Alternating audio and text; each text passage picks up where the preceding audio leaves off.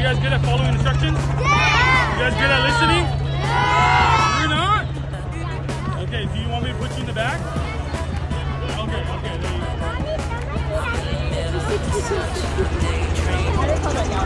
go.